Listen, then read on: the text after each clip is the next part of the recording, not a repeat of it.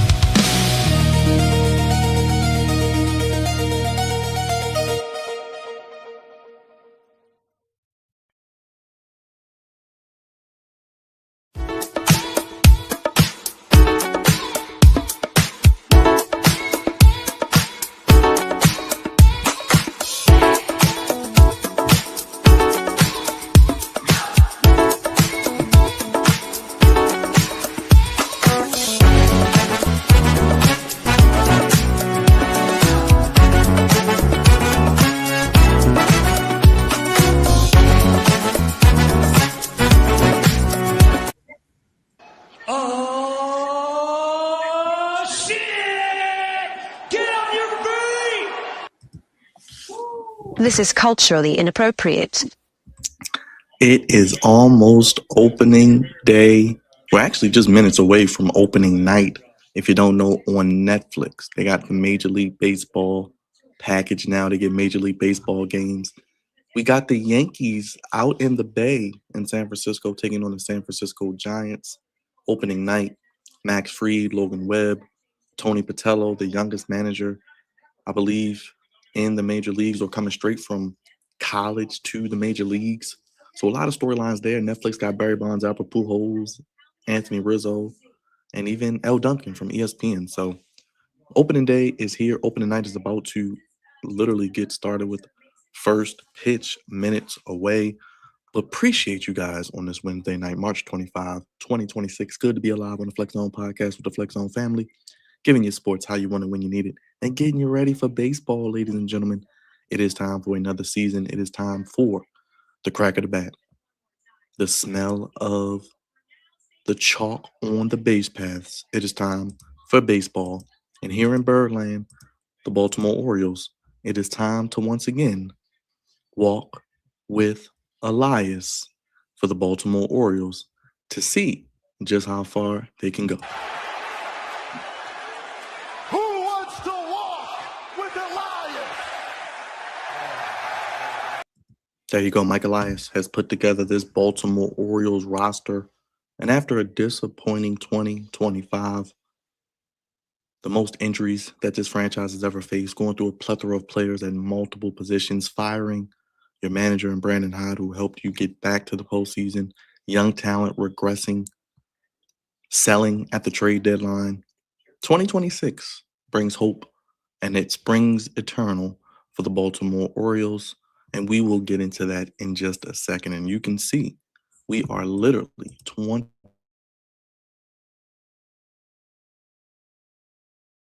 And the Baltimore Orioles have already gotten us prepared. They've already mentioned it on their site. You can see it right here. 24 hours to opening day. Baseball is indeed back. And there are a few storylines that I am looking at here as we head into the baseball season. But make sure everybody in the chat appreciate you. Make sure you hit that thumbs up, hit that like button, hit that bell. Baseball has a lot of things going on that I don't think a lot of people know as we head into the 2026 season. It's a great time of optimism, a great time of hope, a great time of excitement, warmer weather, warmer nights, longer days. We have to look at the gloomy dark cloud over Major League Baseball heading into 2027. This is the last year of the current collective bargaining agreement. Could we potentially be heading towards a work stoppage? Could we potentially be working towards missed games this upcoming 2027 season? So, not this season, in 2027. We saw what happened with COVID shortened season. We remember the lockout of years past. Is that something that is going to be that dark cloud over what is one of the best sports in all the land, America's pastime, baseball? Because we know the players aren't going to budge on a ceiling or a franchise tag or being controlled where they can't make guaranteed money or as much money as possible with these long double digit year contracts, these obscene amount of money, half a billion even, and going up. What does free agency look like in 2027? What does the entire landscape of Major League Baseball look like heading into 2027? But that's in the back of our minds. We can also think about this. The Dodgers are looking to become the first team to three-peat since the 1998 through 2000 Yankees. As the regular season gets underway in a few minutes, as I mentioned, Yankees and Giants. The Dodgers looking to become the first team to three-peat since the 1998 2000 Yankees. We got a lot of new faces in a lot of new places. We know the movement in free agency, just to name some. We got Freddie Peralta in New York with the Mets. Alex Bregman goes from the Red Sox to the Cubs. We've seen Pete Crow Armstrong, PCA, get paid by the Cubs. What will Shohei Ohtani's first season with the Dodgers look like as a two-way player? To look forward to as well. And there are a lot of things to look at and excitement for baseball. I think it is the Los Angeles Dodgers Invitational, but this could be maybe their toughest road yet. They do have some injuries, which they always seem to have. But can their pitching staff, which was held on by a string, some silly tape, some Elmer's glue, a paper clip, and some scotch tape, can it hold up like it did last year? We know about Yamamoto, in my opinion, right now, the best pitcher in the game going into the season. I guess they'll eventually get Blake Snell back, but how much can you depend on him to stay healthy long term? Outside of those two, it looks like Roki Sasaki may be regressing. He could be a bullpen option. They do bring in Kyle Tucker, we know, to enrich the richness that the offense already have with Mookie Betts, Shohei Ohtani, Freddie Freeman, Will Smith, Teoscar Hernandez, to name a few. Then you bring in Edwin Diaz to solidify the bullpen, one of the best closers in the National League, one of the best closers in baseball. You bring him in to solidify the bullpen, the back end, but are the starters going to be good enough? That is indeed another storyline as well. And the third thing, this new automated balls and strikes system, the ABS system. Heard about it by now. You may not have heard about it. The ABS system, Automated Ball Strike Challenge System, is finally here. Begins tonight on Wednesday night with the New York Yankees and San Francisco Giants. Also, Rafael Devers, 31 career home runs against the Yankees. So, former Red Sox, full season with the Giants.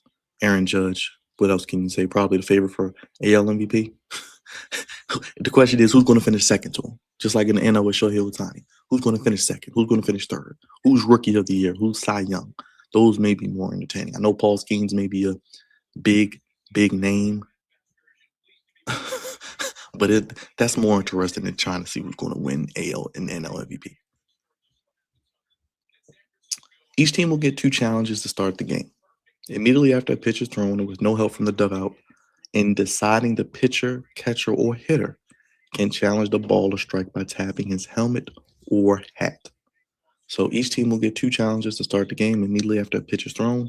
With no help, no looking to the dugout, the pitcher, catcher, or hitter can challenge the ball or strike by tapping his helmet or hat. The umpire will acknowledge the challenge and the pitch will be replayed in real time via animation on the stadium video board and TV broadcast. The outcome of the challenge will be shown publicly through that replay. If a team wins a challenge, it can keep challenging. So as long as you win them, you can keep winning or keep challenging the ball and strike calls. As soon as a team loses 2 challenges, it won't have the ability to challenge a pitch for the rest of that game. So there is some strategy. There are strategic ways you have to go about this. You don't want to expound and get rid of all your challenges in the second inning. You don't want to run through all of your challenges in a tight ball game and then you don't have it when you need it most in the 7th, 8th, and 9th inning. You don't want to be in a situation in a game that means a lot in the postseason or with stakes, and you're challenging a call at the wrong time. It's going to be hindsight 2020 a lot because we're going to say, oh, well, they should have just waited to challenge that. You don't know. You can't put stock in everything that happens with every pitch. You can't live or die with every pitch. Some calls are going to be missed, but the egregious ones with guys on base, with an opportunity to tie a game or score a go-ahead run, a rally is coming about. This ABS is going to be very, very interesting. My rule of thumb, if I was a manager, if I was in charge of the analytics, in charge of a team with this ABS thing, because I think there needs to be a guy who handles this to a degree to coach our players on what we need to do. I would tell my guys, unless it is involving a run, unless it is involving, playoff game, stakes to get into the playoffs, a game that has that meaning where you need that run to put the runners in scoring position. That is what I would tell my players. That would take priority over, oh, it's the second inning. I just want to challenge a egregious call. Yeah, it may be an egregious call, but you may need to keep that challenge in your back pocket. You only get 2. I kind of wish teams got 3 apiece. 3 strikes, you're out. 3 challenges, you're out.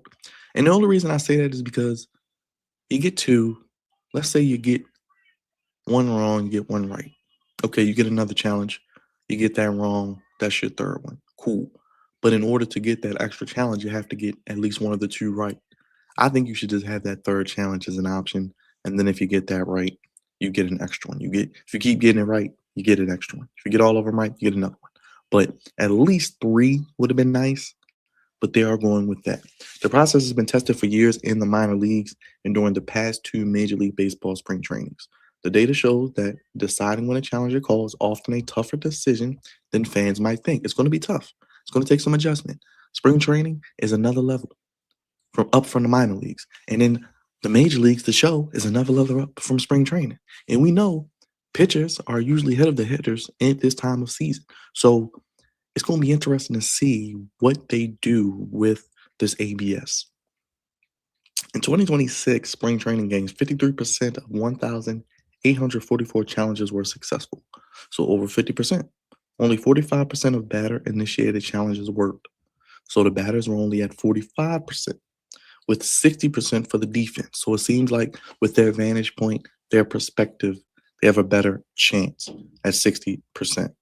Overall, there were an average of 4.32 challenges per game, 2.28 of which were successful. Cubs hitters had the best overturn rate at 65%, while the 75% of the St. Louis Cardinals challenges on defense were successful. Tops among pitchers and catchers as well. The Kansas City Royals hitters were only right 31% of the time, while the Toronto Blue Jays were successful on defense just over 50% of the time in the majors. Question is, who will be the first player to ask for this ball or strike challenge? I'm sure we'll see it tonight at some point, bold prediction. And what strategic approaches are teams taking, and when do you challenge? As there are unexpected consequences that could arise, because it's going to be interesting to see who jumps out on that leap of faith, because you don't have to get approval from your management. You don't have to get approval from the dugout. You don't have to get approval from anybody else. You can do it at any time. You just got to get the signal. So it'll be interesting to see how that works. And that is going to be an interesting stat. How does your team, insert team here, from a batter perspective and from a defensive perspective, how do they use these challenges and how is their success rate?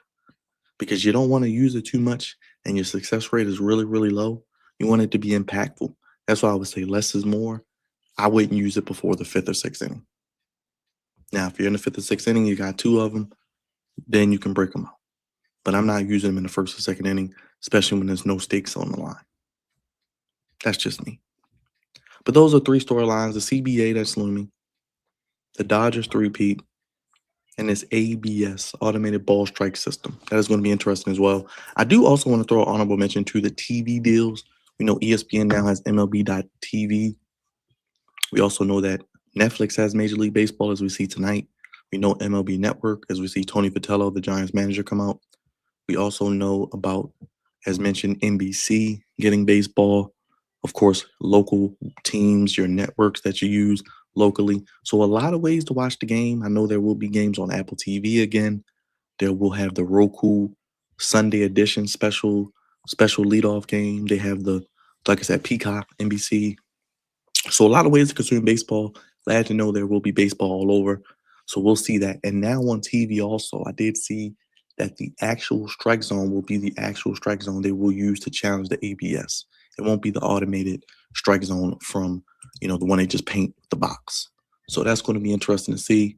But as you can see, we are 24 hours from opening day. Now, I did want to get to some injuries. Now, we did get news that Jackson Holiday will start in AAA Norfolk on the 27th this weekend, but they are advertising it. But it seems like it will be a short stint. So I'm expecting him down there maybe 2 to 3 series, so a week, 2 weeks max, just to get his footing, just to get his at-bats, just to get some time, not only at the plate, but in the field. As mentioned, Keegan Aiken left groin, and we'll get to that. That's one of my major concerns. I put in the title, will the Orioles return to the playoffs in 2026? I'm not sure they will, because I don't know if they're better than the Yankees. I don't know if they're better than the Red Sox. I don't know if they're better than the Blue Jays. I don't know if they're better than those 3 teams, who I think are slightly better than the Orioles, mainly because of the front-end starting rotation pitching. That's just me. And their bullpens are probably better than the Orioles too, not going to lie. And defensively, that's another concern I have for the Orioles also. And even with the starting pitchers, can they go deep enough in the games to conserve or preserve their bullpen? So, Yeah, ESPN does have the MLB package now, KD, and they'll have games on traditional ESPN also. But you can get that package through ESPN. But Keegan Aiken, who's going to be an integral part of the bullpen, a lefty, can pitch in high leverage situations, can pitch in middle relief, can pitch long relief, left groin. He's probably not going to be seen until when? Sometime in May, possibly. Felix Batista, right shoulder. I don't expect to see him in 2026. Another blow to the bullpen. We'll get to Ryan Helsley in a minute because I do think he should be one of the leaders in saves this season, potentially if the Orioles are better. Because I do think they will win more games next year, but will they be able to win 92, 93 games? Because what? About 94 won the division the last couple of years. That's the average. So you got to get about 94 wins. Are the Orioles 94 wins? I don't know. Are they about 88 to 90? Yes, that's where I'm looking at. Like I said, they won 75 games. Do I think they can win 85? Yes, it's no reason they should be less than 500. 81 and 81 at minimum. They should be at least 85 to 88 wins minimum. And that's on the low end. Like I said, I can see 90, 91, okay. But at least 85 to 88 on the low end. And that's honestly just stay healthy. And that's the first big key on the season for me is stay healthy. And we'll circle back to that, but stay healthy. It's going to be the key. Jackson Holiday, we just talked about him, right handmade. He'll be back in about 2 weeks. We will see Blaze Alexander start, so we'll get a look at him, who they traded for from Arizona for Cage Trout. Didn't understand it at the time, but they knew what they were doing clearly. Andrew Kittredge, right shoulder, another injury to the bullpen. He was going to be an integral piece. He was hurt last year at the start of a season. He's hurt this year at the start of a season. They traded him to Chicago, which I love, got something for him and got him back for the low. But he may be a guy that's trending down in his career just because his body may be wearing down with the injuries. When will we see him? I don't know. Will we see him before Memorial Day? I wouldn't even hold my breath. Heston Kjerstad, right hamstring. I'm pretty much all but giving up on Heston Kjerstad. A lot of potential, a lot of power. The Orioles have seen it. That's why he was on the playoff roster. He's shown it in spring. Is a liability defensively. Much as I like the guys, had some terrible luck. The injuries, the myocarditis, getting hit in the head. Those are things that are going to suck for Heston Kjerstad because I don't know, even if he is healthy, when will we see him? Because he would go to AAA, do his thing. But when will we actually get a shot to see this brother? Unless in major injury, I don't know when we will see him anyway. Colin Selby shoulder, another piece in the bullpen. A proven year for him. I thought he could be an integral piece. So right there, already three reliable arms I was looking forward to seeing in the bullpen. Keegan Aiken, a lefty you need. Andrew Kittredge, another righty you need. And Colin Selby. And all three of these guys were going to play integral parts because I don't have – we'll get to the bullpen. I don't have a lot of faith in Yannick Cano. He's hanging on by a string. And Jordan Westberg, Mr. Hurt guy, stay hurt. And I hate to put this tag on him because he's a hell of a player, former All-Star. Maybe, depending on who you ask, with now Pete Alonso on the team, he's probably, still one of their 3 or 4 best players. Gunnar, Pete Alonso. You can make a case that with healthy and his versatility on defense and his ability to hit the all fields, hit for power, hit for average, go the other way. Westberg is right there, 3rd or 4th as the best player on the team. But your best ability is availability, and he is not available. He is not reliable. Right elbow, UCL, got PRP, ABC, 1, 2, 3, you and me. I don't like that. Anytime I hear that with the baseball player, never a good thing. And I know people are going to talk about Bryce Harper. And I think there is a chance Jordan Westberg could potentially come back at some point this year. But would it shock me if it was a situation where he doesn't play at all? No. Because when this happened, I did a video. I said, I don't expect to see this brother before the All-Star break at this point. If I see him back before the All-Star break, I'll be pleasantly surprised. Because at first they said, oh, he'll be back. We'll reevaluate him. We're looking at a May 1st timetable to reevaluate him, maybe sometime in May. That ain't happening. That is definitely not happening.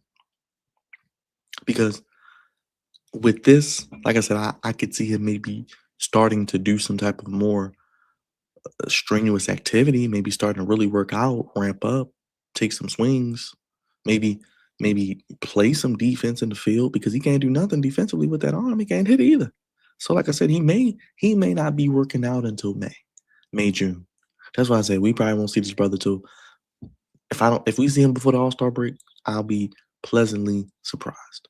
Hence why you go get a Blaze Alexander. Hence why Kobe Mayo is showing why he should be playing anyway. I loved what he did at the end of last season. We heard all the hype. We've seen all of the big, gaudy numbers in the minors, the power. Took him a while to get adjusted, and it takes time for prospects. You have to give them time. You have to be patient with them. A lot of times it doesn't click right away. And if it does click right away, they usually have a slump. It's baseball. It is the game that will humble you. It will make you feel like you have no talent. A game where if you fail 70% of the time, you are a Hall of Fame caliber player. And honestly, out of all these injuries, Westberg sucks because we're going to get Holiday back. That's the only one I know out of this. Because I don't think we'll see Batista this year. Aiken, I don't think we'll see him before June. I don't think we'll see Kitchers before June. I think there could be a situation where you could be out maybe the first month or two without Kittredge and Aiken. Seriously. You could, because the season pretty much starts in April, even though they start early in March. I don't see them playing, like I said before Memorial Day, maybe with the groin, a shoulder, Kerstad with a hamstring. That could be another month. We may not see him maybe until May. And like I said, even if he's healthy, where does he play? Where does he slot at? He doesn't even make the team either way. He's not making it over Jeremiah Jackson. He's not making it over Ryan Mountcastle. Colin Selby shoulder, that could be multiple months. How bad is the shoulder? Does it lead to other things? I'm not going to say it out loud, but it rhymes with Jimmy Johns. And Jordan Westberg, like I said, if he plays this season, I'll say this, like I said, if he plays before the All-Star break, I'll be shocked. And if he plays this season, I'll be pleasantly surprised because they could use him. Like I said, he may not play until July or August, but he maybe could be that late season boost, kind of like getting a deal at the trade deadline. So 7 players on the IL already. There will be more. Spoiler alert. Hence why I'm glad they added depth, quality depth, and reliable depth of guys who have the ability to fill in. You're not going in with just 4 or 5 pitchers. You're not going in with just the minimum. You have depth. Now, the bullpen, they could use some help. They did make a signing, but we'll see. Is it one of those Mike Elias's deals where he strikes a player before the season and puts him in the bullpen like a Danny Coulomb, like getting a Ciano Perez, like getting Cano, trading them for them? Is that something that could be an opportunity? Possibly. And I think this team has to be aggressive at the trade deadline, regardless of where they are in the standings. If they're last, if they're third, because I think they'll be at least, like I said, in the mix. They'll be at least in the middle of the pack with this division. Like, because it's really going to come down, like I said, keys to the season, health. It's going to be health. It's going to start with health because you already got double-digit players damn near on the IL. Okay, so it's going to be health. It's going to be what players are healthy, what players are reliable and available. It's going to be getting off to a fast start. I always say this: you cannot win a division in April or May, but you can lose one in April or May, especially this terrible start they had last year. They have to start fast. They cannot be under 500 coming out of April and May. Now, could they be 500? Yes, things take time to get going. Guys got to ramp up. Guys got to get in their rhythm. They may have to outscore some folks, and we'll get into the lineup in a second. They may have to outscore some folks for the first 2 or 3 months. Score 7 to 8 runs a day. Win some 9 to 8s. Win some 10 to 7s. Win some 6 to 4s. They're going to have to outscore some people to really have a shot, I think, early on, because the pitching, if the starters aren't going 7 or 8, which I don't think is going to happen because I think most of the starters are 6-inning tops guys. They just don't have that front end starter, that Farmer Valdez, that Jesus Luzardo. They don't have that, Ranger Suarez. Is that Jay Uso throwing out the first pitch, eating? It is Jay Uso throwing out the first pitch with the San Francisco Giants mascot. Okay. He is a big Giants fan. He's a 49ers fan. He grew up in that area, so 42 yeet. Okay. I guess they got him for WrestleMania. Okay. Interesting. All right, pretty cool to see that. But anyway, injuries are going to be key. Injuries, starting best, and divisional record. How do you play against the teams in your division? Can you get back to being dominant against Toronto? Can you get back to being competitive and dominant against the Yankees? Can you beat Boston? Can you fend off Tampa? Because I think Tampa's a last place team, but if you told me Tampa was hovering around 75 to 85 wins, 500, getting Cedric Mullins, having Brandon Hyde part of the staff, They have some young superstar every year that we've never heard of in their farm system that comes up, and usually it's at least one pitcher and one hitter. Sometimes it's two or three guys. So they get a good mix. They're back in their own confines, the friendly confines of Tropicana Field. They did well considering where they were last year, where the ball flew out of there quicker than, I mean, quicker than it takes from you to get, you know, from Baltimore to DC on a plane. Less than a few seconds. The ball flew out of there like it was nothing. The ball flew out of there quicker than the weather changes here in Maryland. That's how fast the ball flew out of the park. But seeing that injuries are going to be key. Starting fast, April and May. Divisional record, because you play less divisional games, so they mean more. And then I think also one-run games. How do you perform in those one-run games? Are you able to win those? Are you able to lose those? Are you 500 or are you, a substantial contributor? Are you able to continually win in clutch moments? And the Orioles did that very, very well in 2024, 2023 and 2024. Terrible in 2025. I think 2026, if they can get back to that, that would be very, very important. All right, let's look at the roster. We got the opening day starting roster. Now, I do want to touch on that. Pitching is the key. Pitching is going to be very, very important. Trevor Rogers is your opening day starter. No complaints here. Trevor Rogers deserves it. He had a fantastic 2025. We remember the trade with Miami, Kyle Stowers, who actually is going to start the season on the IL, I believe with hamstring or something. So his all-star season could be in jeopardy. But it's a trade that works out for both teams. It's rare in sports. It rarely happens. It usually is one-sided or it doesn't work out at all. It's worked out for both teams. The Orioles needed pitching. The Marlins needed a young outfielder. They got that. Trevor Rogers, I think, deserved to be the opening day starter. He was reliable. He came in and pitched in high leverage situations. He pitched well in the division. He, for the most part, didn't get roughed up a lot. He did give up a lot of hits at times, but I'm a big proponent. If you're giving up 7, 8 hits and you're able to keep the ball in the ballpark and you're able to keep your ERA in the threes, and that's the thing, he's not going to have a sub-1 ERA. He may not even have a sub-2 ERA. This brother may have a 3.5, 3.7 ERA in that range, but that would be good for him. I do expect him to win 10 to 15 games because it is a contract year for him as well. I'd like to see the Orioles bring him back because I think having that lefty in the front of the rotation, especially if he can be what he was last year, like I said, even if he comes back down to earth, I could still see him winning 10 to 15 games, having that 3.5 ERA, and being really the front-end starter, making 30-plus starts. Kyle Bradish back, another year healthy. I'm expecting big things from Kyle Bradish. I don't want to jump off on a limb and say he's going to be an all-star. I don't want to jump off on a limb and say he's going to maybe lead the team in wins because I think people are sleeping on his ability. Remember, before the injury, Kyle Bradish was nasty. He showed ace potential. I'm ready to see what he has. Another year healthy, fully healthy, not rehabbing, going the distance. I don't think there are going to be any limitations on him right now. I'm expecting him to show his electric stuff and really one of the better trades that we've seen in Orioles history. That was part of the Dan Duquette regime, but they've had good success trading with the Angels. The Dylan Bundy trade looks like the Grayson Rodriguez trade. He's going to start the season on the IL. Will he pitch this season? If we see Grayson Rodriguez make double-digit starts, I'll be surprised. I think he'll try to start, but am I banking on it? No. Like I said, if he starts more than 8 to 10 games, I'll be surprised just because of his history. He's a hurt guy too. So we found a team that was willing to take a hurt guy for 4 years, and we got a reliable ascending guy who's due a contract for 1 year. Hindsight's 2020, but it looks like Mike Elias made the right move. Sometimes you want to get rid of a player a year or two before it's too late. So you may want to get rid of a player a year or two early before it's a year or two too late. Shane Baez, when we look at the pitching staff, this is probably the most exciting player I want to see. Got him from Tampa, gave up a lot, more than I wanted to at the time, but his stuff is electric. He's controllable. So you basically got a better Grayson Rodriguez, a more reliable, healthy Grayson Rodriguez, who's already had Tommy John surgery, electric stuff, pitched very well on the road, because I don't think anybody pitched well in George Steinbrenner Field in Florida last year. That's why I said the Rays are going to be better just because their team is designed to play in Tropicana Field. It's a big outfield. It's a fast turf, a fast outfield.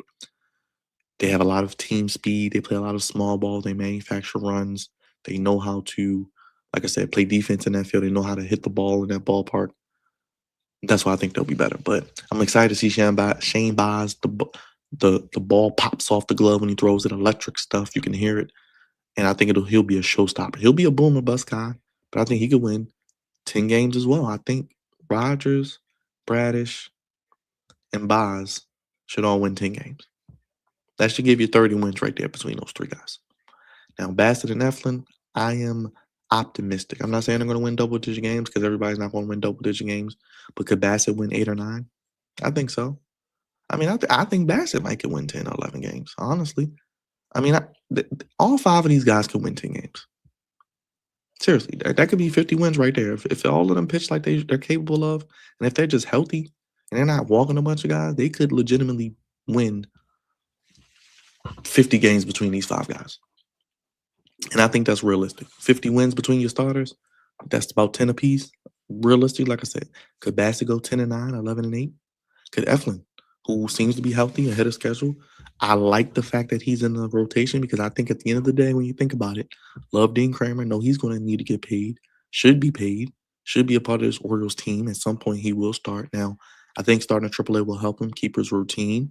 He will also be a part of this team. There are a lot of off days early in the season, but we're going to need pitching as the season progresses, whether that's in a bullpen, whether that's a starter. Dean can do both. He can come in and start if someone gets hurt. If someone's not performing, we need another starter for a long stretch of games without an off day. He can provide that. But in a nutshell, Zach Eflin is a better pitcher than Dean Kramer. And honestly speaking, if Dean is who he says he is, he'll make a way on this rotation. Could Dean come and give you 7 or 8 wins this year? That'll be something to look at. But I think Eflin, I think people are sleeping on Zach Eflin. When he's healthy, he's as good as any pitcher we have, in my opinion. He's as good as Rogers. He's as good as Bradish. He's as good as Baz. He's as good as Bassett. Remember, 2 years ago when they made the playoffs, Eflin was right there with Burns. They had a 1-2 combo. And I think Eflin has front of the rotation potential. Like I said, I like what I've seen from Baz. The starting rotation really doesn't worry me. If they're healthy, like I said, I can see 50 wins between those guys. And I'll throw Dean Kramer in there just to make it a little easier. Those 6 guys, can they give you 50 wins? That is a bold prediction. I think between those 6 starters, if they're healthy, I think they'll give you 50 wins. All right, let's look at the bullpen. I am concerned about this. Ryan Helsley is here, and that was a really good under-the-radar signing by Mike Elias. Not a lot of money needed to be spent there. I love the fact that he did have a bad season last year. Said he was tipping his pitches, wasn't pitching his best, but was better down the stretch last couple of games. I think he can get 30 saves. I think 30 saves is minimum. Now, if the Orioles are doing what they need to do and they're able to solidify and win some games in the 9th inning, that was a big problem last year. The Orioles didn't have a consistent closer. So if they're able to get a guy that can be consistent, could Helsley be up there with the top 3 to 5 in AL and saves? Can he get you 30 to 35? I think that should be on the low end. He should be getting 30 minimum and 35 to 40 if he's having a really, really good season. I think Helsley will solidify what they have, but some of these other guys concern me. Now, Yennier Cano, make or break year. He's hanging on by a string.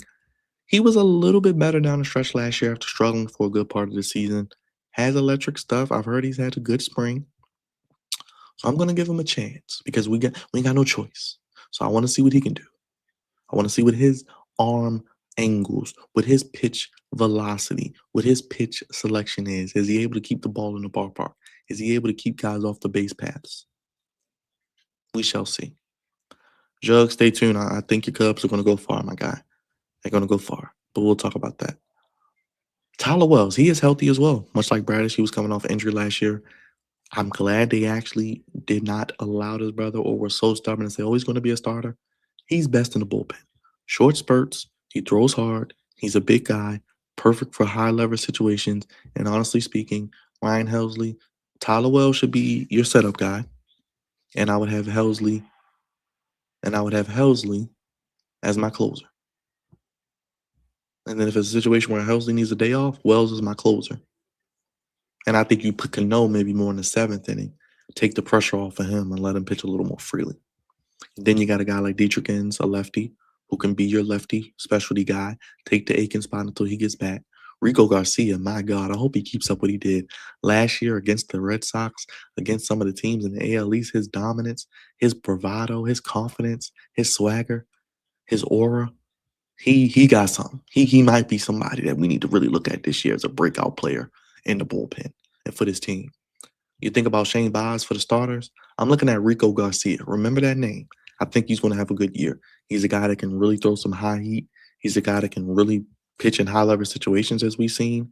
He's got cojones. He's got eggs. He's got huevos. He's got huevos. Okay, he ain't afraid. He ain't backing down from Aaron Judge or whomever else comes to the plate. Vlad Guerrero Jr. He going to challenge you, and he's going to do what he needs to do. I like that guy. You need guys like that on your team. Fiery, feisty. You need guys like that in the bullpen as well. Grant Wolfram, I like what I saw from him last year. He could be someone that can really, really, I think, break out as well. I think him and Garcia are two guys I'm really excited to see in the bullpen. And I liked what I saw from Dietrich Enns. If Dietrich Enns is what he was last year, kind of been a journeyman, but maybe can find a home, that veteran presence, he could be kind of that Coulomb or that Perez kind of. Anthony Nunez and Yaramil Gerardo. So those are two newer additions. Kind of don't know what I'm expecting from them. Journeyman, guys who've pitched in the majors. Don't really have high expectations, but at this point, you need bodies, you need depth, you need guys you can throw out there for 4 or 5 innings sometimes. You're going to need a bullpen game every now and then. You're going to need a game where your starter only goes 3 or 4 innings. You're going to need to rely on your bullpen for 6 innings, 5 innings, and you're going to need to be pristine. And that's going to be interesting to see. But starting rotation, I'm giving them a B+. Like I said, they don't really have that ace, which if they would have got Valdez, having Valdez with Rogers, with Bradish, with Baz, with Eflin. But I like Bassett, though, because he's a veteran. He's a leader. He's an adult in the room. Eflin, same thing. Bradish, kind of a young veteran as well, a leader. Trevor Rogers, a leader. I just hope they really, because 2027, the pitching staff is going to be very, very thin. You got Baz under control. You got Bradish. I'd like to see them bring back Trevor Rogers. Even if if he pitches, like I said, even if he's just average and he's he wins 10 games, loses 7 games, pitches to a 3.5 ERA. Having that lefty that can be in the front of rotation or in the middle of your rotation, could you give him a 3-year deal? Like I said, the uncertainty of the CBA doesn't help because that could affect free agency. But if I'm the Orioles, I may try to pay this brother. I don't think it happens now because opening day is a couple hours away, but I try to pay this brother this season. Maybe give him a 3-year deal, give him a 4-year deal, and you solidify your arms. You got some guys in AAA that I like: Trey Gibson, Luis DeLeon, Braxton Bragg. I know I'm forgetting some names, but there are some names in AAA and on the way up from AA and Single A that in about a year or two I think are going to be really potentially names that we can talk about. And I think Mike Elias has done a good job of acquiring talent, acquiring more arms. Because you need pitchers. And they always say if you got 10 pitchers, you only really got 3. And if you got 20, you may only got 5. You know what I mean? So you gotta take a shot with pitchers. Because it is hard to get good pitching. Guys get hurt, guys underperform. It's hard. And that's why you gotta take a lot of swings on pitching. But I give the starting rotation a B+. The bullpen, I mean, C-. And that's maybe a little generous. Because I'm hoping that Helsley, Cano can bounce back. Wells can do what he needs to do. Enns, Garcia, Wolfram. You get Aiken back, and you get Kitchers back. That makes your bullpen better because then you can take Nunez and Geraldo, and you don't need them. Geraldo pitched well last year, though. He in limited spots, he showed potential, so he can hold it down. And Nunez, so that's why I said if you bring in Kittredge and you get Aiken back, that makes the bullpen maybe gets them from a C- to a C+. You know what I mean? A serviceable bullpen that can at least hold it down. Because if they do make a move, it may not necessarily be a starter that they need, but if they can go get that arm maybe in the bullpen, that could be very, very helpful for this team as well. So we'll see. All right, let's get to the offense. We got our catchers, and we start with Adley Rutschman. He was the guy who started the rebuild. He started liftoff. This is the make or break year for Adley Rutschman. This could be his last season in Baltimore if he doesn't perform. I believe he has 2 more years on his contract. He's really good behind the plate. I think he's very underrated defensively. I think he's shown his worth with his defense. Unfortunately, he was actually playing decent last year, got hurt. I want to see what he can do. I'm not going to put unrealistic expectations on him. I would have him low in the lineup, no higher than sixth. And I would let him be behind other guys and just let him just be Adley. Play good defense behind the plate and just take what the defense gives you. You may only hit 10 home runs, 15 home runs. But if you can be just that threat at the bottom of the lineup, I think he could have a solid season. I'm not giving up on him yet, but this is a big year for Adley Rutschman. He has to perform because for the Orioles to get where they want to go back to the playoffs, because I don't know about World Series, we'll see. They got to win a playoff game first before I even say World Series out my mouth. It's been since 1983 as well. If he can be Adley and just be that guy they need him to be, he could have a good season and really remind folks of why he was the number one pick. He is probably the one guy I'm looking at out of everybody else, especially with the young players, because they have to level up. Gunnar, Adley, Kowser, we'll get to him. They got to level up because that's what happened with Toronto last year. That's how they got to where they went. That's what happened with Seattle and other teams. They got to level up. Samuel Basallo, they paid that brother. He's locked in. He ain't going nowhere. One of the best international players in baseball, one of the best prospects in baseball. It's his first full year. I'm not going to put the brother under the microscope. I'm not going to judge him harshly. He'll play. He'll get his at-bats. He'll get his time. He's a work in progress as a catcher, but I think the improvement, working with veterans like Bassett, working with Eflin, working with a Rogers last year, working with Bradish again, that familiarity, having the whole spring to be here, know he's going to be on a major league roster, that's going to be huge for him. So I'm expecting Basallo. I don't know if he's going to be rookie of the year because it's going to be a lot of competition, but 15, 20 home runs, I think that is realistic for Basallo. Especially at Camden Yards. I could see him hitting, 20, 30 doubles and hitting maybe 15, 20 home runs. Just stay healthy because I don't want him to be one of those big guys who's always lingering or has nagging injuries and just can't get right. Infielders, the polar bear is in Baltimore. Man, I can't wait to see Pete Alonso. This brother's good as advertised. He can do it all. He's an adult norm. He's done it in the biggest moments. He's done it in the biggest situations. I'm expecting Pete Alonso to come in and give us 30, 40 home runs minimum. I'm expecting Pete Alonso to be that leader, to play every day. Now, I'm not saying he's going to play 162 again. Crazier things have happened, especially in Baltimore. But if that brother plays 145 to 150, he's going to hit 35 home runs, I think. Can probably drive in about 80 to 90. Like I said, top of the lineup, are we doing Gunnar and Alonso? I mean, that might be the sauce right there.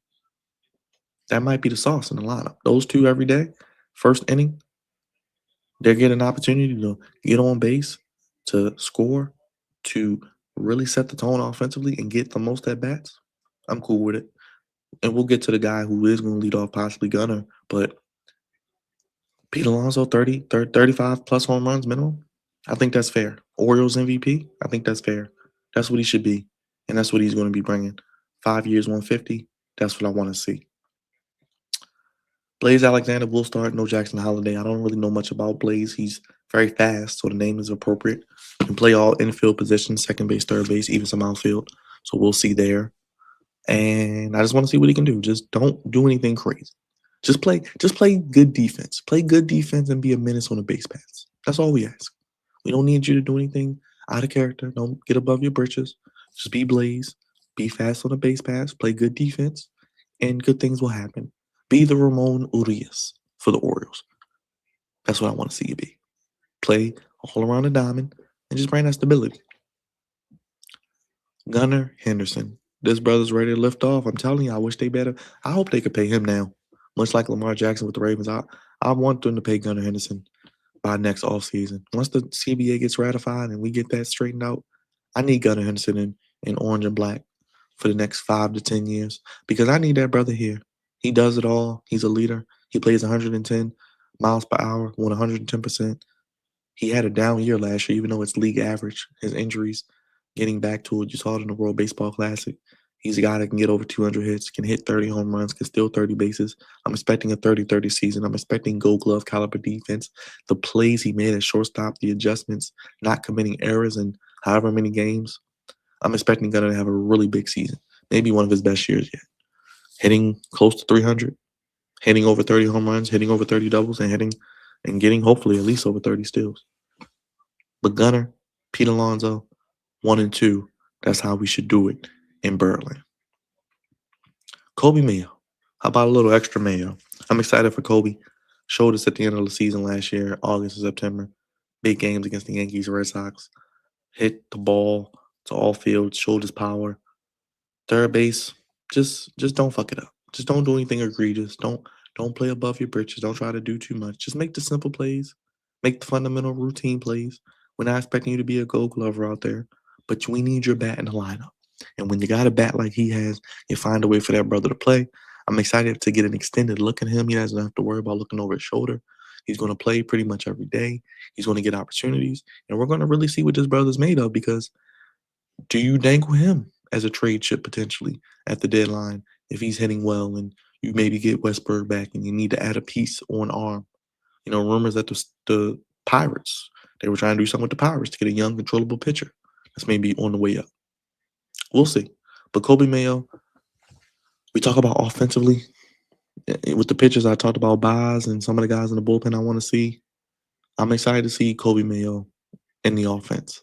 His defense, like I said, I want him to make the routine plays. Don't do too much. I think he's working really, really hard. But I want to see what he does on offense. Ryan Mountcastle, I really don't know why he's on the team. I don't know what he brings. I know he plays good defense. But when is he going to play? When is he going to get an opportunity? Is he even going to be able to give you more than 5 to 10 home runs? I mean, is he even going to play enough? That's why I said this is like a throw-in. Honestly, I don't even know why they brought him back. It is what it is. Locker room guy. We'll see. But, I think the Ryan Mountcastle ship has sailed. And it is what it is, you know. Want him to do well, but it ain't happening. Jeremiah Jackson, Action Jackson. I love this guy. I'm glad he made the team. He should be in the lineup maybe more than they will use him, but he doesn't really have a position. But this brother can hit to all fields. He has power. You know, if Westberg is going to be out for an extended period of time, he will get his opportunities. But I want to see Jeremiah play more than maybe they will play him, like I said. But he showed he belongs. He showed why he was a number one caliber prospect. Like I said, he just doesn't have a position defensively. But I try to get this brother in the lineup. I would love to see how Craig Albanez uses his lineups, how he uses his substitutions, and how is his camaraderie and continuity with the lineup each and every day. Taylor Ward got him from the Angels, like I mentioned, 35 home runs last year. Don't know if he's going to hit 35 with the Orioles, but could he hit 25 to 30? Could he be in the middle of the lineup hitting fourth or fifth, really showing that he's an underrated piece? I think he's going to show that it was a good trade. It's a 1-year deal. I don't know if they're going to sign him long term, but I think he'll play decent out and left. And I think he's going to bring some pop to the lineup. And he's really going to show what he can do. And I think he's an ascending player. And I think the confines of Camden Yards will help him as well.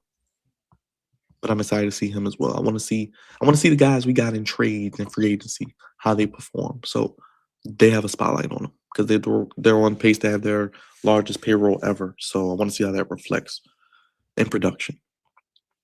Tyler O'Neill, Muscles O'Neill, he needs to be healthy. I'm not expecting much from him because he'll hit a home run on opening day, but is he going to hit over 10 home runs? This is probably his last year. I want to see the guy below him, Dylan Beavers, play. I want to eventually see Dylan Beavers in right field every day.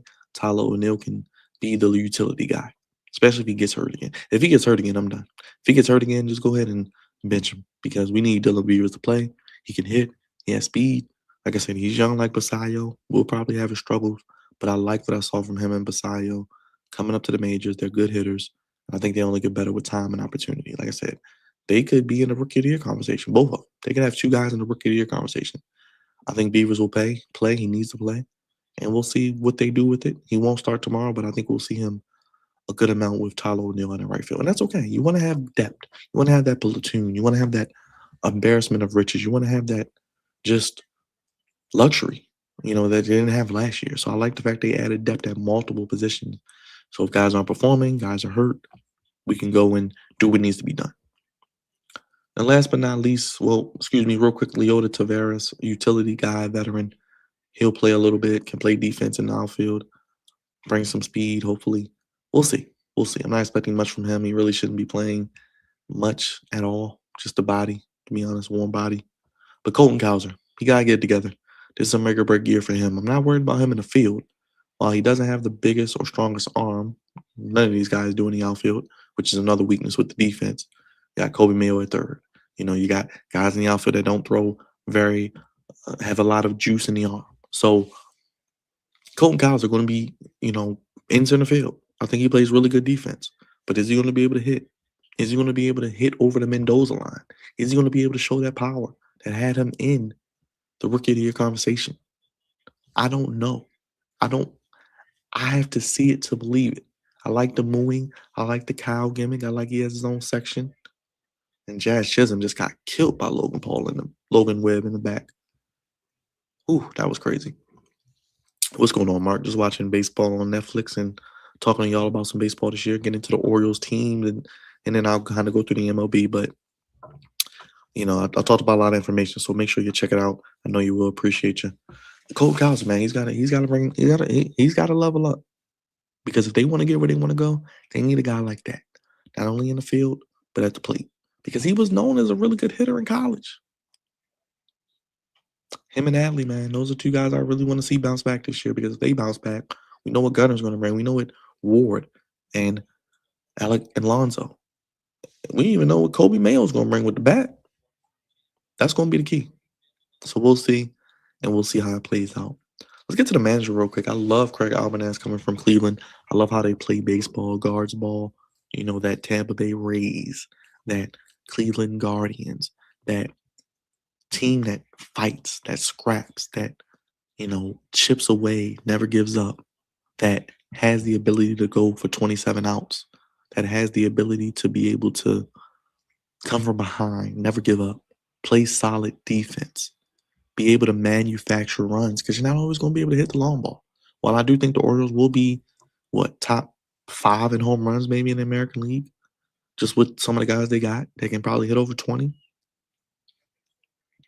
They have to be able to get to a place and be able to get to an opportunity where they're not just relying on the long ball, they're not feast or famine. We know Chicks did the long ball, but you got to be able to manufacture runs, bunt, move runners over, sacrifice, hit and runs, running hits. Like I said, sack flies, productive outs. But I like Albanese. He's going to bring that to the Orioles. They're going to be ferocious like he is from up north, has the accent. I think he has been prepared for this, working in a variety of ways, bullpen, working with pitching staff, working with the Guardians, being Stephen Volk's right-hand man under him for a couple of years. He's going to do good things, I think, with the Orioles. I think he's going to be potentially a guy that can get them back into the postseason. And really could be maybe one of the manager of the year conversation, depending on how the season goes. If they play like they're supposed to, if they win, like I said, they win 90, 95 games, and they make the playoffs, he could be in contention for manager of the year. But I think they got a good one in Albanese. I think he's come from the right organizations that you want to see Baltimore be, which is that type of team that plays hard, has an identity, can be scrappy, can score in a variety of ways, manufacturing runs. And you've seen it this spring training, and I love it. The aggressiveness on the base pass. It's never been easier to score runs in baseball and steal bases. And that's what they're able to do. Use the speed, use guys, use and be aggressive on the base pass. Like I said, you got Alonso, you got Gunner, you got Taylor Ward. You got at least 3 guys right there that can probably hit you around 30 home runs. So that's why I said I think the Orioles will be very, very good offensively. They will have to outscore some things early on potentially. They will have to use the long ball. They will have to use the weather with the ball traveling out like it does in Camden Yards and in other ballparks. Like I said, they're going to have to score 6 or 7 runs tonight, because I can see the pitching staff, and with the bullpen shakiness and inconsistencies and sometimes pitchers not being able to give you a long outing, they're going to probably give up 4 or 5 runs a night. So they're going to have to score about 6 or 7 and really be competitive and really get it done. And like I said, I think that's why they could win this division. Would not be surprised if they won it. But I don't see it happening, just because I think when you look at the Yankees, look at them right now, they're up 3-0. And they can do it in a variety of ways. You look at the Red Sox, the pitching that they have and the young talent, they're going to be tough. You look at the Rays, they're always tough. And the Blue Jays, they got better.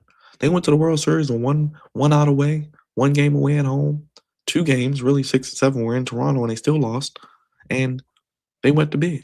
So we'll see what happens with the Orioles there, because I don't know what the game plan is.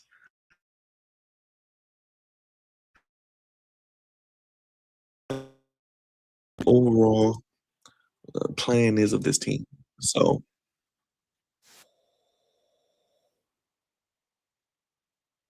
let's look at these renovations here. The Orioles did some renovations at the ballpark, and I want to show you guys what that looks like. We got a ballpark tour. Let's look at that with Kevin Brown. I do want to touch on these real quick. These innovative new things at Camden Yards. We got some new renovations here at. There's Kevin Brown showing some of the new additions at Oriole Park and Camden Yards. Not sure why they didn't show the scoreboard or the sound system or the food options, but that view is spectacular where you don't have to be outside to watch the game. We see it at the NFL stadiums now. We've seen what the Ravens have done at M&T Bank Stadium. It's funny because when you look at the Orioles, they've kind of adjusted with the times. We know Camden Yards is an older ballpark, 30 plus years old. They have added in the additions, moving the press box, putting in that Truist Club, that line level view. Because now people want to go to the game, but they want to feel like they're at home and have that comfortability. So they want to be able to sit, drink, talk, mingle, but still have a good view of the game, but not be in the elements. But also, if they want to go outside, they can stand on like a rooftop or a good vantage point. That's what they want to do now. So that's what you see with the Orioles. You see it with the Ravens. Glad to see that the renovations have taken place. Glad to see that the scoreboard has been updated and renovated. That is going to be very, very cool. Real quick from the Orioles, let's go here. Let's do that real quick. Let's look at them.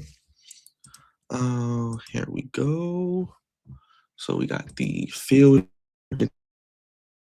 Beautiful view. Beautiful, beautiful view here. Any view in Camden Yards is a good view, so you can see it right there. Yeah, and the grass just looks great. The seats, that is one complaint I have. They need to update the seats. They need to make the seats more comfortable, and they need to give more room overall for the consumer, for the fan, for the person at the game. That's what they need to do. But other than that, there you go. Scoreboard right there, the renovation. It's still middle of the pack, they say, as far as overall with the size of the scoreboard, but it is an upgrade at the top, tippity top, compared to what they had. So as you can see, it was pretty much the smaller variety, and they just made it one larger scoreboard overall, which is great. Like I said, adjusting with the times. You can have an older ballpark, you can have a ballpark that really changed baseball, that set the trend, but you can be modern at the same time. And now you see they took that down and put in a beautiful scoreboard. Like, and to think this still isn't even one of the biggest ones in baseball. So I'm excited for the scoreboard, excited for the sound system, the views of the people who want to have that fun. I want to see what the new press box looks like since it's off center now, but you can see it right there. The new scoreboard, the just optics of it look great. So that'll be cool to see tomorrow come to life. So there's the opening day as well. Um,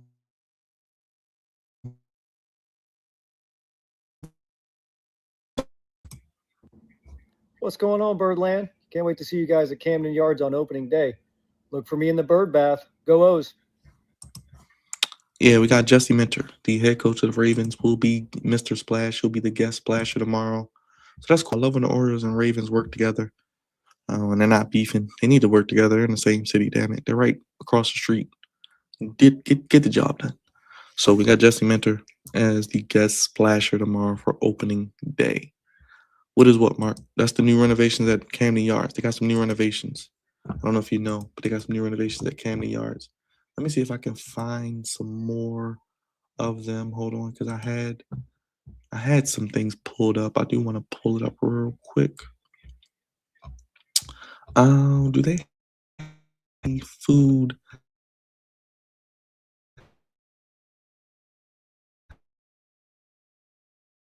We got the Orioles giveaways.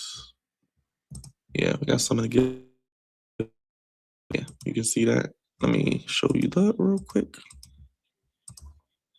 Got Tupac bobblehead. That's gonna be cool. There you go. There's some of the giveaways. Tupac bobblehead is number 1. You got the beach towel. We got the ketchup relish and mayo hats, the jerseys. So that'll be cool. That'll be cool. We got that. My quick preview and predictions for the Seducey. And I want to show you this on Tyler O'Neill real quick. Let me pull this up. 50 seconds. He has a point, so let's see. I'm Sarah Langs, and I think baseball is the best. Here's another edition of Sarah's stats. Maybe we should call 6 it straight Opening years. Day Tyler O'Neill Day instead. He's done it again! The unstoppable opening day machine! Tyler O'Neill has homered in 6 straight opening day games entering 2026. Welcome to the history books, Tyler O'Neill. That's the most consecutive seasons with at least 1 opening day home run by any player in MLB history. Track! Whoa! It's gone! The next longest streak is 4 straight, so can he do it again this year? Only 2 players have homered on more than 6 opening days in a career, regardless of streak. Frank Robinson on 8 opening days and Ken Griffey Jr. on 7. O'Neill would join them if he homers on opening day again this year, but no matter what, his streak stands alone. Yeah, that's going to be interesting to see what he does going into the new season and going into overall with opening day. So will he be able to get it done? And yet again, we shall see. Let me find the renovations real quick. Let me see. Let me see if I can pull it up real quick for you guys before we get out. Okay, here we go.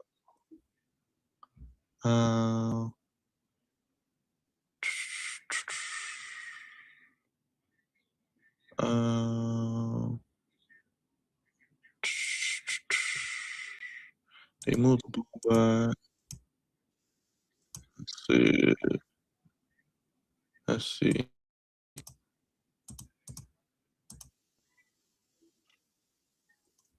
Here we go. All right, we'll go to Jerry Coleman, who had the video. Let's pull that up real quick.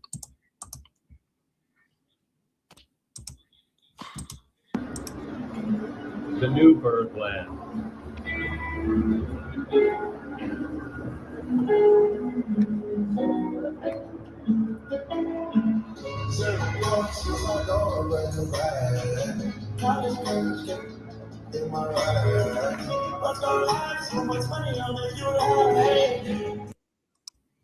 Yeah, the copyright bull job. But you see the scoreboard from a video looks even better. More high def, more just vivid. Looks better overall. So shout out to them for updating that. The sound system, as you can hear, is great as well. So a lot of cool things going on at Oriole Park in Camden Yard. So that should be pretty dope. And like I said, they were only operating at like 50%, they said, in the exhibition game. So that's pretty good. So we got that there. And we got that. So that'll be cool. Real quick, let's get into the division previews. Let's look at the standings from last year, because I think we can run through some of these real quick.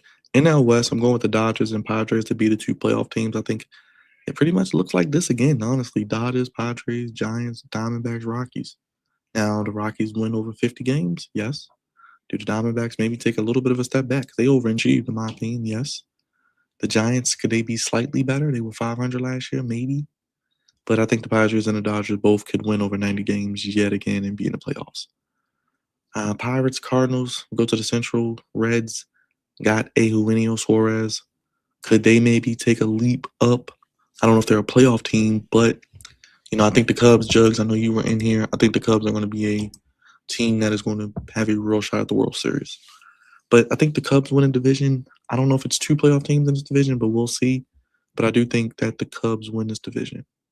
In the East, I think the Mets and the Phillies are the two teams again. I think the Braves and the Marlins fight it out for third, and the Nationals are going to be one of the worst teams in the league, probably. So that's just my opinion. I don't even think they win 65 games this year. We'll see. But I think we get a situation where we get Philly, New York, Chicago, LA, San Diego, and who's my sixth team to get into the playoffs? I'm not going to doubt the Brewers. They win every year. They every year are in the mix. You think about, like I said, the Guardians, the Rays. You can add the Brewers in there, and they do it at a high level. They don't do it in the playoffs, but they can win 90 games and make the playoffs. But I don't know, man. I think they could take a step back, but I think they still can sneak into the playoffs. I think we get a Dodgers, Cubs, NLCS, and the Dodgers are going out the NL. Angels are going to be worse. I think the Athletics could overtake the Rangers this year. I said last year I thought they could be third place. I think this year they could be third place before they move to Vegas. Not believing in the Rangers. Astros, I think, take a step back. I think the Mariners are the only playoff team in the West, maybe even better than last year. Maybe they get around 95 wins. White Sox get over 70 wins. Twins, maybe right there with them in last place. Maybe the White Sox overtake the Twins in fourth place. Twins are last place with the injuries because I think they suck. That's why I think it's imperative for the Orioles to get off to a quick start. You got the Twins, you got the Pirates, you got some teams you can beat up on. So I think the Royals will be better. I think the Guardians take a step back. I think the Tigers win the division. And when we get to the East, I mean, Yankees, Blue Jays, Red Sox right there. I think they all get in. Could the Orioles be that fourth team? I don't know. I think maybe the Royals could be that team with Bobby Witt Jr. and Vinny Pasquantino, the Pasquatch. But I think the Orioles could be, they'll be in competition for one of those wild cards. Maybe the last wild card, but I think they may just be on the outside looking in at about 88 to 90 wins.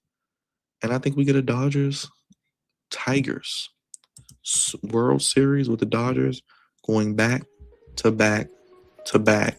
First team that would be since the New York Yankees did it in 1998 through 2000.